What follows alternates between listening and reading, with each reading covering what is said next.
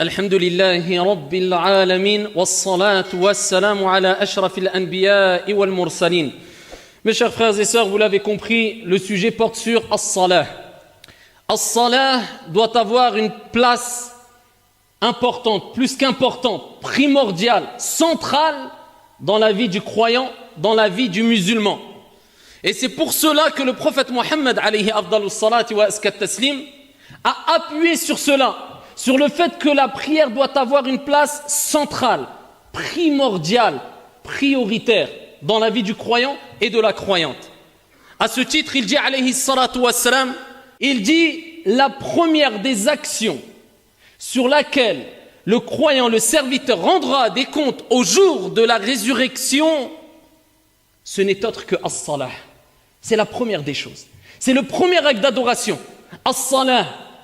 Donc, mets de côté ces excuses qui sont « je commets des péchés, je ne peux pas me permettre de prier, c'est hypocrite. Je fais telle ou telle chose, je ne peux pas me permettre de prier, c'est hypocrite. » La première des actions sur laquelle le serviteur rendra au jour de la résurrection des comptes, ce n'est autre que as-salah. Poursuis avec moi. Dans le même hadith, le prophète alayhi salatu wassalam nous rappelle que salah, c'est la clé al-miftah. Et il dit, si elle est complète, si elle a été accomplie complètement, c'est-à-dire à son temps, avec un minimum de concentration, d'humilité, comme il se doit, en respectant bien sûr, comme il se doit, les piliers et les obligations de la prière, celui qui l'aura accompli, la prière, eh bien le reste de ses actions seront acceptées. Allah. Donc les actions dépendent de quoi? As-salah. Et il dit, quant à celui qui ne l'aura pas accompli complètement, eh bien, le reste de ces actions, eh bien, seront rejetées. L'importance de quoi? As-salah, la prière. Et cela nous rappelle que tes actions, eh bien, dépendent quelque part de quoi? As-salah. Donc, te dis pas, je fais ce... Commence par ta prière. C'est la base, c'est le début. C'est la première des choses sur laquelle tu rendras des comptes au jour de la résurrection. Fais-la au mieux. Si tu ne peux pas parce que tu es malade, tu peux toujours prier. Mais il y a des permissions qui ont été explicites dans les textes prophétiques et coraniques. Si tu ne peux pas prier debout, prie assis. Si tu ne peux pas prier assis, prie allongé. Si vraiment tu ne peux pas prier dans son premier temps, eh bien il y a un temps assez large pour les prières. Tu peux retarder la prière tant qu'elle ne sort pas de son temps. Ala kulli hal. Efforce-toi, ya Abdallah, c'est pour ton bien, c'est pour emporter avec toi un gros bagage. Efforce-toi d'accomplir as-salah. Le prophète alayhi afdalus salati wa azka taslim nous a rappelé, ahibbati fillah, que la prière est tellement importante que la personne doit vivre avec la prière et mourir aussi avec la prière.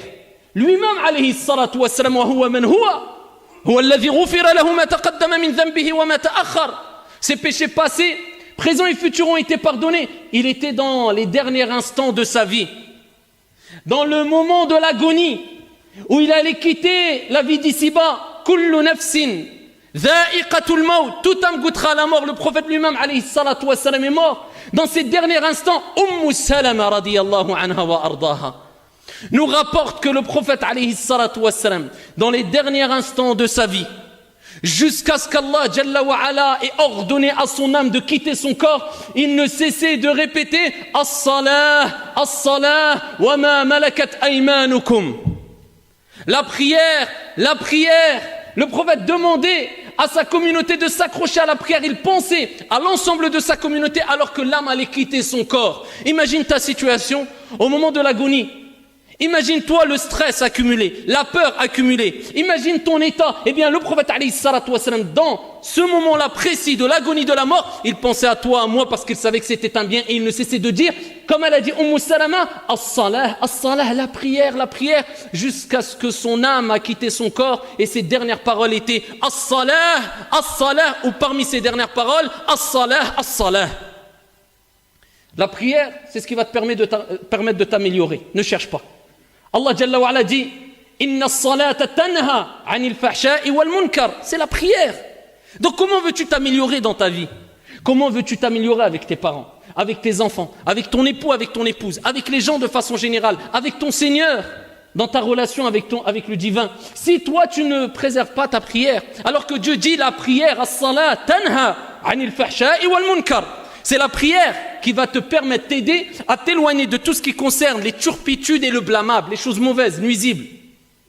Mais si tu as abandonné la prière, ya Abdallah, comment veux-tu te réformer sans avoir mis en application ce qui va te permettre de te réformer facilement? Et tu as coupé quelque part une certaine relation avec ton Seigneur, le divin, tabaraka wa ta'ala. Sache que si tu t'accroches à ta prière de façon générale, et particulièrement à Salatul Fajr, comme on va le voir incha'Allah ta'ala, eh bien sache, abshir, réjouis-toi, je t'annonce la bonne nouvelle, tu as emprunté le chemin vers le paradis incha'Allah ta'ala.